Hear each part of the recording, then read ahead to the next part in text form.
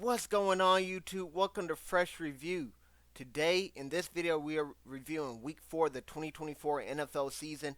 Those two screenshots you see right here, one with the kickoff challenge. This one is the most feared challenge. Those are two Madden tournaments I was involved in. The first one, I just missed out on qualifying in. The second one, I did qualify in. I'll tell you guys how I did later in my next video and stuff. But you see the clips in the background, a lot of Madden highlights, of course. And this time, I promise not to run out of footage. I won't have to reloop anything. But we're starting with the Thursday night game here. The Dallas Cowboys take on the New York Giants. And I thought this was a really good game. Malik Neighbors is proven to be an alpha wide receiver already. One of the best wide receivers in the league. Unfortunately, he got injured this game. He was balling, though. And it was great to see another alpha wide receiver, CD Lamb, go over there and check on him. Malik Neighbors got a concussion, so he may or may not play week 5. The good thing is they have extra days off to rest, but he may or may not play week 5, even when that he had concussion history back in college as well. So we'll have to see how that goes. But they do play week 6 on a primetime game. I forgot who they play. I want to say it might be the Bengals, but don't quote me on that. But let's say they play the Bengals on primetime. I think it is the Bengals. That should be awesome seeing Neighbors and Chase, the LSU wide receivers, on primetime Sunday night. We got to have Neighbors for that game.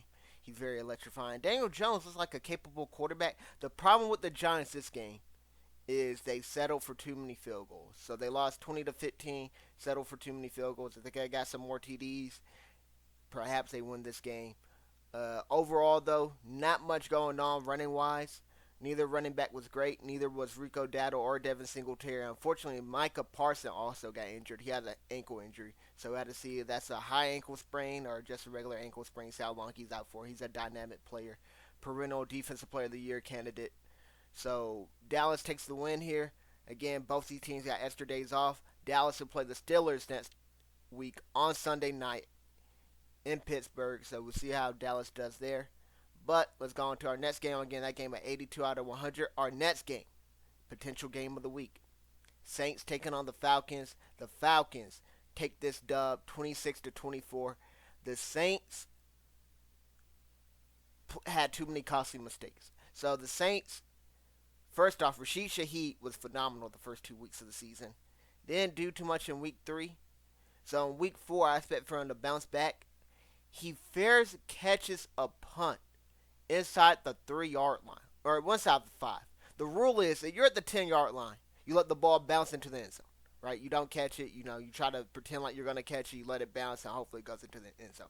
He's inside the 5. He's like at the 3-yard line when he tried to fair catch this. He muffed the punt. The Falcons recover it for a touchdown.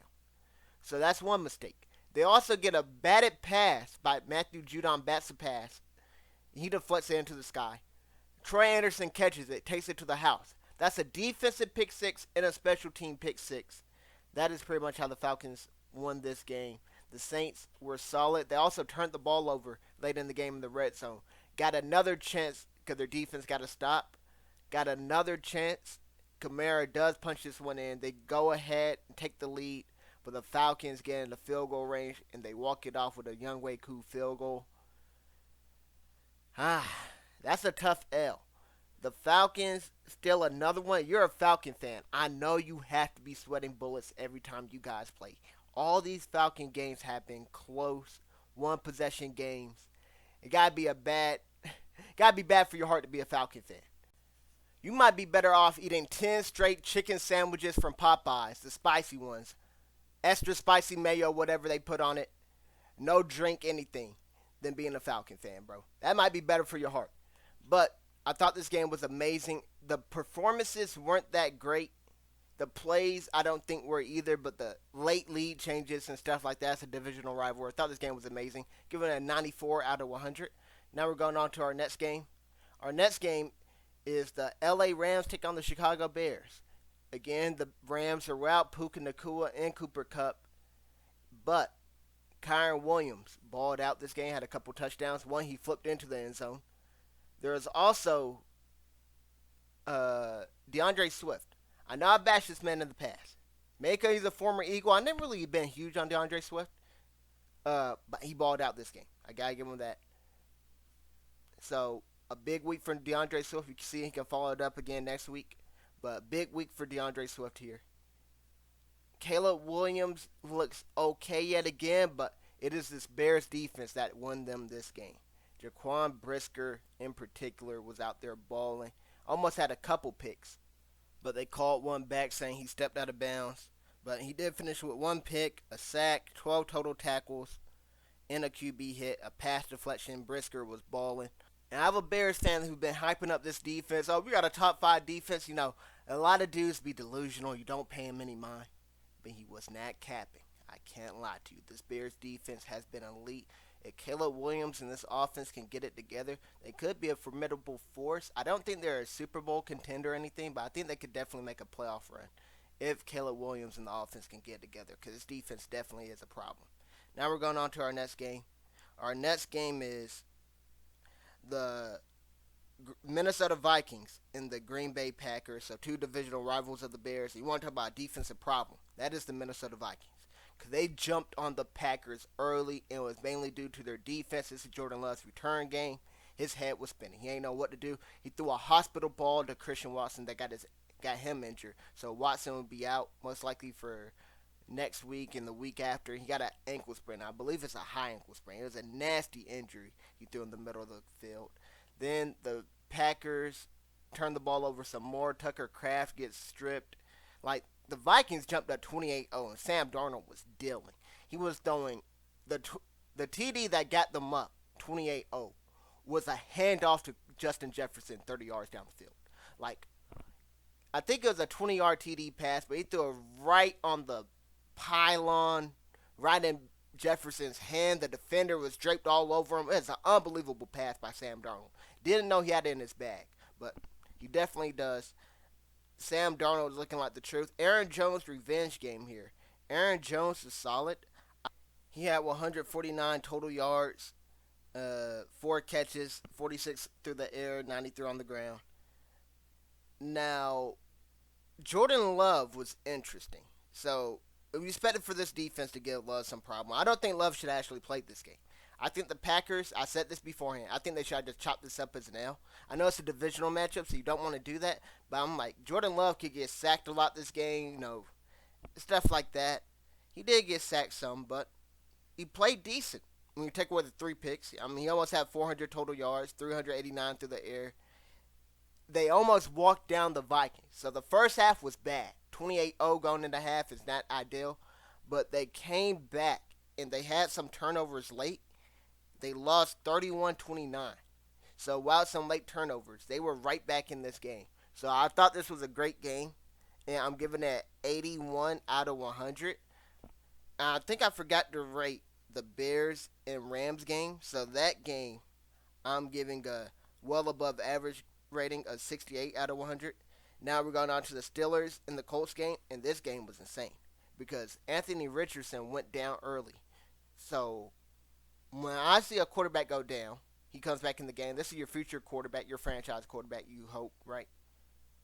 And he comes back in the game. Let's not run him the first play back in the field. He comes back in the game after he hurts his hip. And then the first play they call is a read option where Anthony Richardson keeps the ball. And then he runs and then he gets popped. And then now he's out for the rest of the game. So now his status for week 5 is in jeopardy. His future is in jeopardy. Because he was injured last year a whole bunch. Now he's injured again. So we don't, these injuries, once you get a bunch of them, it becomes easier to re-injure yourself and stuff like that. So you got to worry about that for AR. His development as well, because this is done his development by not playing as much. So Joe Flacco fills in. And Joe Flacco, similar to Gardner Minshew, in my opinion, is a better passer than AR. Right? So it's going to be interesting to see what these Colts wide receivers do this week. Well, not this week, but next week coming up in week 5 with Joe Flacco at quarterback.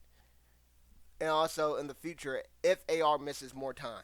So Justin Fields, on the other side, this man Justin Fields was elite.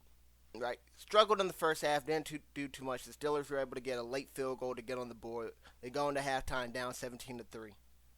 But Justin Fields in the second half was amazing. They had a couple turnovers, mainly George Pickens, one that cost them in the red zone, trying to do too much, break tackles and stuff. He lost the ball, so they left some points on the board that drive. But Justin Fields, 300 plus yards passing, 2 touchdowns on the ground. He can still run really well. Hey, Justin Fields. Steelers, they take their first L, but you got to be impressed with Justin Fields' performance here. The first 3 weeks, it seemed like they were just relying on the defense. The Steelers got that elite defense with TJ Watt. This game, they needed Justin Fields to show something, and he did. They almost came back and won this game, but Justin Fields, impressive performance.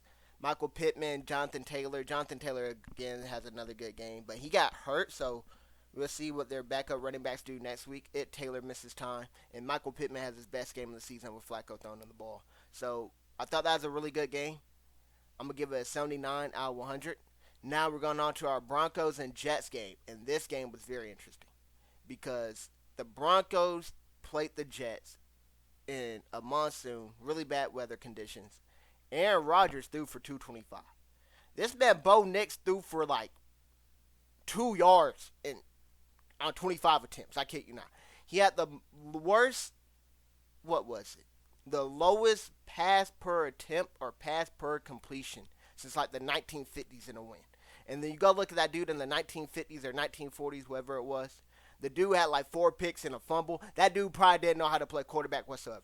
They might have just, I don't even know they knew what passing plays were back in the 1940s and 50s. I'm not trying to say they were plumbers, but they might have been gardeners, voyagers. I don't know what they were, fruit harvesters, something.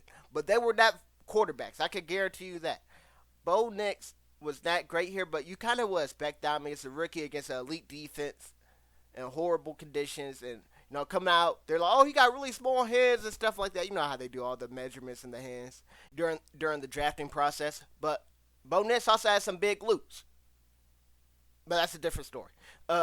This game, though, it's tough to gauge because it came down to the wire and stuff. So it's one of those games. It comes down to the wire. It's close all the way throughout, but the plays and the highlights, and oh my goodness, was it a bad game to watch. Field goal at the end. The Jets don't get it, so the Broncos end up winning. I'm going to give it an above average grade, a 63 out of 100. I don't want to talk too much about it because, the conditions are bad. I'll probably talk more about these teams next week depending on how they do. But the Broncos, after starting 0-2, they win 2 games in a row. And their schedule does get easier. So if they can win a 3rd one, 4th one, like the Broncos could potentially sneak into the playoffs with a rookie quarterback who a lot of dudes had opinions about him, whether he's going to be a bust or not. I thought 6 quarterbacks in the first round was kind of wild. But not just his first round. The first 12 picks was kind of wild. But it's like the 3 of them that are playing aren't doing too bad. Caleb Williams, Jaden Daniels, and Bo Nix are doing okay to be thrown into the fire this early. And then you got 3 that are just sitting back and waiting for their moment. So we'll see how everything turns out in the future. And we go to our next game. And as an Eagle fan, this one pays me to talk about. It really does.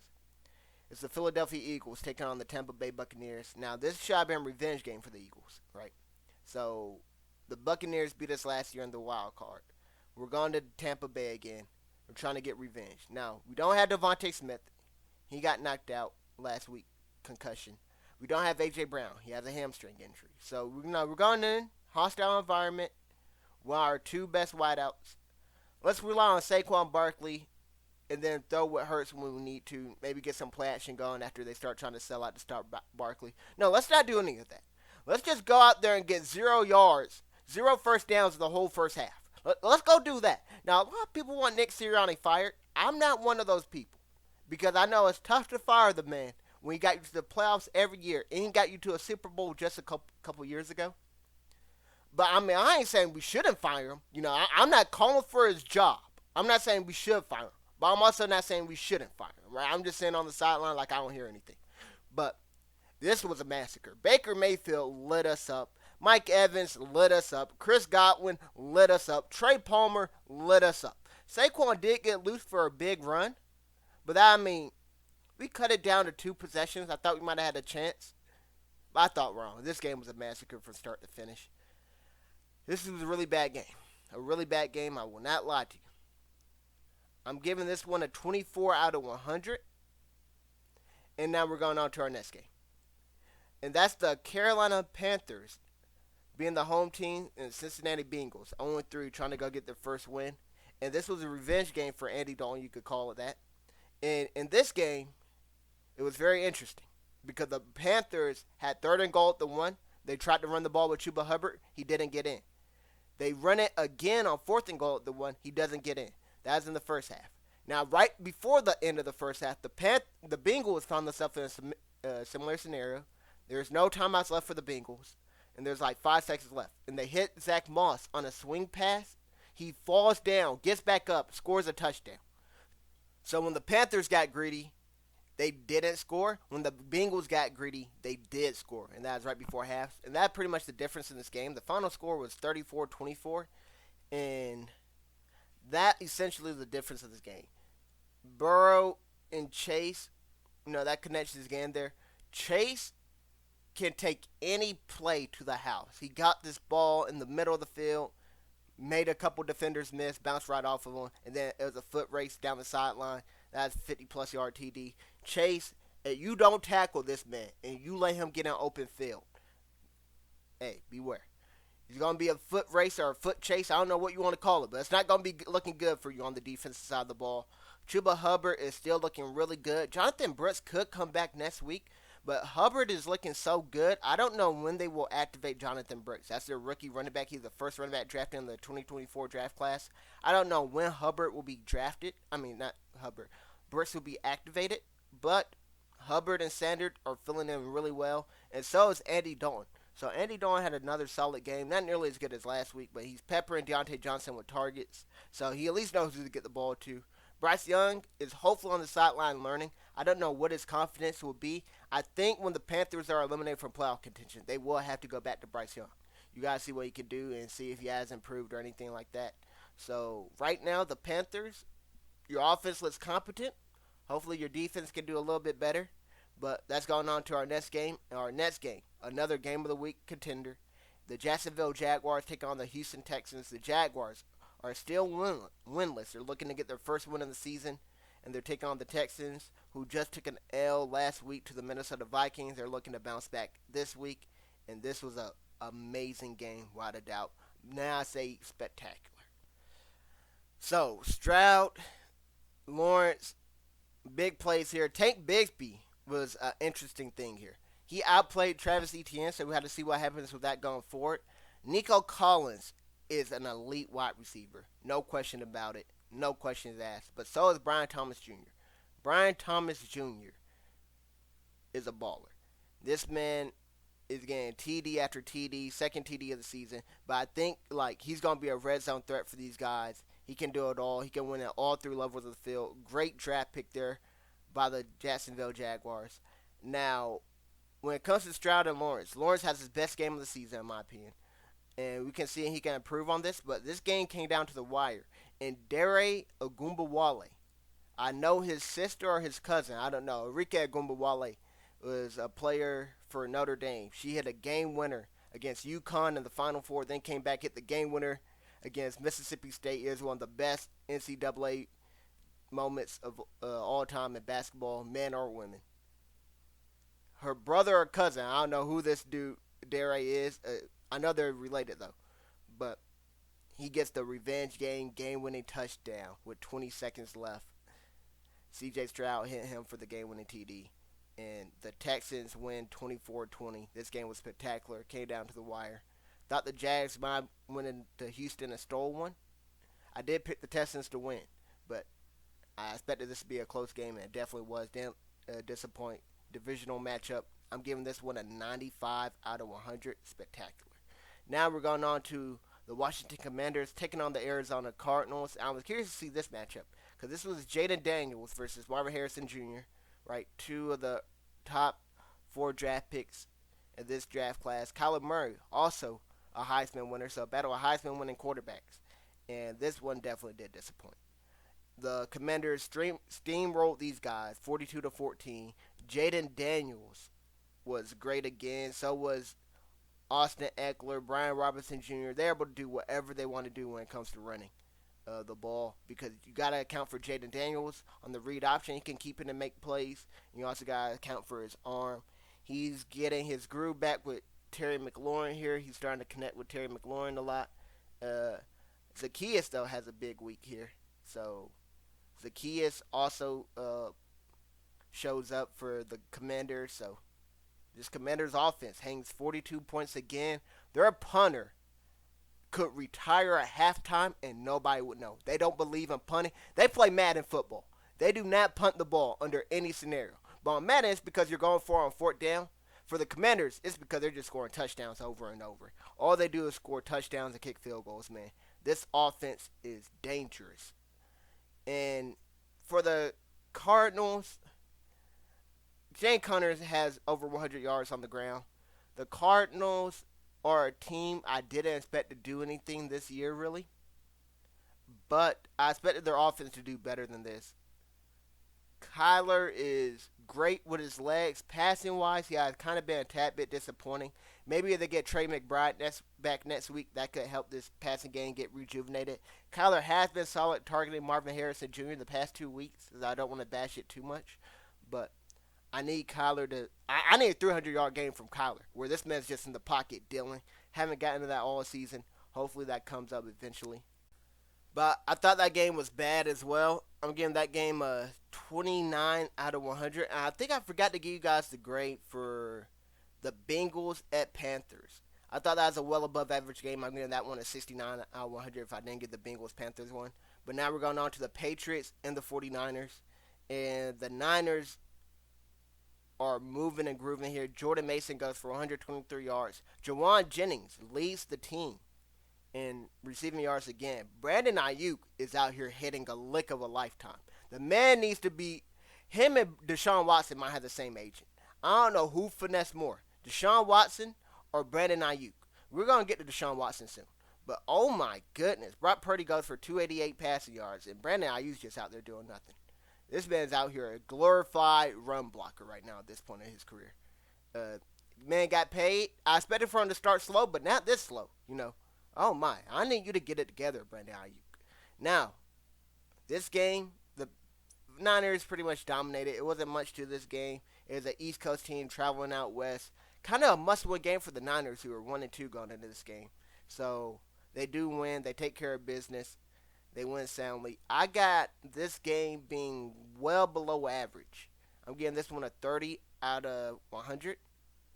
31 out of 100. Now we're going on to our Browns and Cleveland's game. Browns versus Raiders game. And I just talking about the man of the hour, Deshaun Watson. I want to talk about Amari Cooper, who this is a revenge game for Amari Cooper. So I expected this man to go out there and get me some money. He threw my parlay. I put $10 down. I would have won $200. I needed Cooper to go and get more than 50 receiving yards. I said, you're playing your former team. The Raiders' defense isn't that crazy. You just had a big week last week. Let's see if you can continue that momentum. No, you go out there and you do nothing. Now, granted, there was a questionable holding call that kind of ruined this game and ruined my parlay, but also ruined the game. And I'm going to get to that when it comes to grading. Cooper did score like a 70-yard TD, and they call this questionable holding call that brings it back. If that call isn't called, the Browns take the lead late in the game and they potentially win.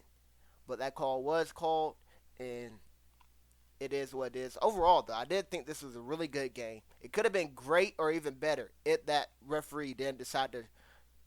That referee might have took the under on Amari Cooper. So actually, I understand now. We were just on a different side. All right, I understand, ref.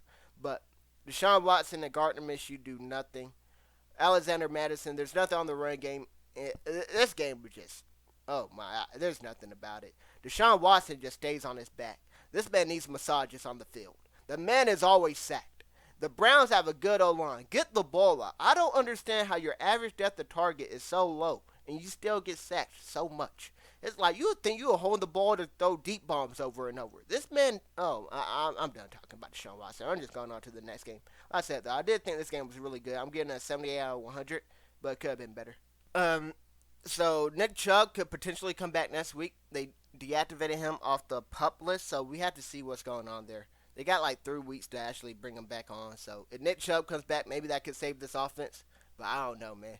Kevin Stefanski's on the hot seat. Deshaun Watson's, this man's seat is boiling. Like, this man's sitting on lava. But let's go over to the Chiefs and the Chargers. In this game, Kareem Hunt will be the main rusher for the Kansas City Chiefs after Carson Steele fumbles. They pretty much benched him. Carson Steele, I think, was like a fullback or something. Carson Steele was not. I don't know who this man was. I didn't hear much of him coming out of college, anything like that. And I was watching him play, and I didn't see much there. There's hopes maybe Samaje Perine could be the starting running back to fill in for Pacheco, but they did sign Kareem Hunt, brought him back, and Kareem Hunt seems like he will be the starting rusher from going on. But the key takeaway of this game is Patrick Mahomes did not know friendly fire was on. This man, Patrick Mahomes, took out Rashee Rice. I couldn't believe it.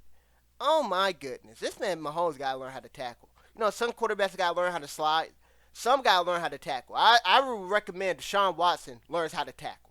Because I know he throws a lot of picks and stuff. So he got to get tackling down. But Mahomes, you got to get tackling down too. This could come in handy. You can't be taking out your own player. And we don't know. Rashee Rice is out for the season. We don't know if he's out for a week, a month. We still don't know. So I was under the impression that no news is good news. Because first it's like, oh, they fear he tore his ACL. Then it's like, well, we don't know what happened to him. But he's on IR. And we'll see next week. So next week is here as I record this video. And we still don't know what's happening with Rashee Rice. So that's that. But overall, I thought this game was very boring. Travis Kelce did step up. Or Travis Swift. You can call him whatever. It might be Travis Kelce Swift. You know, you could call him the full thing if you want to. But he stepped up, had the best game of the season so far. And he needs to, as long as Rashee Rice is out. Because this Kansas City offense has no wide receivers. Xavier Worthy does have a big play here. And he will also have to step up with no Marquise Brown and no Rashee Rice. So Worthy will be asked to do a whole lot more than what he probably was expected to going into the season when they had Brown and they had Rice, both fully healthy. But here we are with both their wide receivers being gone for extended periods of time. And this game was average. I'm giving this one a 55 out of 100. And I'm not sure if I say anything about the Chargers, but I will say this. Justin Herbert threw an absolute dime in the back of the end zone to Lat McConkey. But other than that, that's like in the first quarter. They didn't do anything offensively. The run game that they relied upon so heavily the first few weeks of the season, Dobbins and Gus Edwards didn't do much this game. And then Herbert, he's hobbled. Herbert is probably not going for 5,000 yards again for a while unless they get way better wide receivers. That's why I always feel like they should have drafted Malik Neighbors. But they went with Joe Alt, which, again, not a bad pick. But passing game was atrocious. And we're going on to our next game. You want to talk about atrocious passing game. The Buffalo Bills taking on the Ravens on prime time. Sunday night, the whole world saw. Derrick Henry is still him. He is still the king. Josh Allen threw for 180. And like a third of that came on one play where he scrambled out and then found Khalil Shakir late. So I thought there was a chance the Bills could have fought back and make this a game, but nah, the Ravens just ran away with it. No pun intended, with Derrick Henry having nearly 200 rushing yards. Lamar, of course, doing his own thing. Justice Hill was the leading receiver of the game. So Justice Hill had 78 yards receiving. Derrick Henry had a receiving TD. Derrick Henry would have been the cover athlete. The Monday night game wasn't so historic, but Lamar, Henry, Hill, the three Raven running backs ran all over the Buffalo Bills here. And this is a murder. So the Bills will take on the Texans next week. And truth be told, Khalil Shakir might be out. He hurt his ankle. If the Bills don't have Khalil Shakir next week, I don't know who they throw the ball to. Cause I was a huge believer in Dalton Kincaid. Kincaid has been doing nothing. Maybe Kincaid could step up, but Khalil Shakir has been the only wide receiver that has been consistently getting open. They showed this PFF grade, and it was insanely high. I kind of surprised to see Khalil Shakir so high. I forgot exactly what it was, but Khalil Shakir has been the most reliable guy, so maybe they rely on Keon Coleman, who was benched last week for the first quarter of the first half because he showed up late to practice. They're going to need that rookie to step up. I wasn't that high on him coming out of the draft, but I thought this game was well below average. I'm giving it a 34 out of 100, and we're going on to our next game, and that's the Tennessee Titans taking on the Miami Dolphins. And this game starts off how you would expect when you got Tyler Huntley and Will Levis at quarterback. Will Levis gives you yet another generational meme. This man is out here throwing it right to dudes and saying, wow, I didn't even see him. Where did he come from? That dude came from out of nowhere. Bro, he was right there in front of you. Were your eyes closed when you threw the ball? Are you kidding me right now? That's Will Levis, 101. Tony Pollard had a couple big runs. And I got a dude who texted me, Tony Pollard has a big run. Like, bro, why are you watching this game when the real game was on? But Tony Pollard got a big run or two. I watched this game because I got to. Like, I don't wish anybody had to watch these Titans play. This is a horrible offense. But they get their first dub because the Miami Dolphins offense is even worse with Tyler Huntley there. Granted, it's a tough scenario, but I just don't think Tyler Huntley fits the system. You know, I think you want a pocket passer and stuff because it's like Tyler Huntley will try to scramble if needed. And I think Tua, he just, hey, if the first read isn't there, you should go into the second or the third one. That's how the Mike McDaniels offense is set up. You shouldn't be trying to look one read, maybe go to your second, and then run if nothing's there. But, you know, usually the scheme gets dudes open. But Huntley didn't even have 100 passing yards. Maybe he can do better this week. I mean, he's new there. First time starting for the Dolphins. We'll see. But Waddle was a leading receiver of the game with 36 receiving yards. I tell you how bad this was. It was a bad game, man. It was a really bad game. I'm giving this one an awful rating, a truly awful rating of 14 out of 100. Now we're going on to the cover athlete here, Jared Goff, prime time against the Seattle Seahawks. The Seahawks were flying high. They were 3-0 going into this game, and they beat the Lions 6 straight times, including the playoffs. But the Lions had something to say this game. Kenneth Walker did come back, and he balled out. He had 3 touchdowns, but Goff had 3 touchdowns of his own, and he had 0 incompletions. Yes, Goff went 18 for 18 this game with 2 passing touchdowns and a receiving touchdown. St. Brown threw Goff a TD. St. Brown also caught a TD as well, so St. Brown had a big game. St. Brown's one of the best slot wide receivers in the league. Laporta still has not gotten going yet, but Gibbs and Montgomery, that two-headed monster in the backfield for Detroit, was very effective this game. They combined for 3 touchdowns. Montgomery had this insane play where he just boomed all over. I believe it was Devin Witherspoon. I don't know who it was, but dude had his legs up in the air because, Montgomery ran right through him. That was a highlight play right there. Walker, like I said, was elite with 3 TDs in his return. Geno, almost 400 passing yards, 395 to be exact. Also got some on the ground, so you count the rushing yards. Over 400 yards for Geno. And Geno's on pace for 5,000 yards. So, new offensive coordinator. And it is paying dividends for the Seattle Seahawks offense. So, that's Geno Smith and the Seahawks. And like I said, the main takeaway here, the Lions. Perfect game by Goff. He is the cover athlete. So, after seeing the Thursday night game, it looks like Kirk Cousins will be the cover athlete for Week 5. I'm looking at it right now. We have 5 NFC players. And we had 0 AFC players. Now, there could be something that happens on Sunday, whatever, that could make me perhaps change it from Kirk Cousins. And I could have did Derrick Henry this week. I'm not trying to be biased towards the NFC. I just think the NFC is a superior conference. That's really what I think it is, right? I can't help it that the AFC is a whole bunch of washed up dudes, you know. I can't help it that Mahomes is washed and he can't get on the cover. I can't help it that Kelsey is washed, he can't get on the cover. I can't help it that Mark Andrews is washed and he can't get on the cover, you know. I can't. That stuff is out of my control. But I will try to get the AFC back on the cover. I don't want to be 18 NFC to 0 AFC because, that means I've been using some NFC teams twice, you know. So maybe you can do 16-2, you know. The NFC is just that much better. I might even have some Panthers dudes on the cover before I put a AFC dude on the cover. How the AFC been playing this year, right? But I think I will be doing all offensive players. And I want to try to get these videos down to 30 minutes. So with the bye weeks coming out, I think it should become a little bit easier to get these under 30 minutes in the future. I'm planning to get that Week 5 video out on Wednesday and get Bad Blood out on Friday. So that's the goal for the future. If I'm able to do that, I will finally be caught up on all my videos. So I won't be behind anymore. And that would be awesome. But as always, thanks for watching. I hope you guys enjoyed. I hope to see you guys on the next one. If you have any comments, please leave them down in the comment section down below. I respond to all my comments.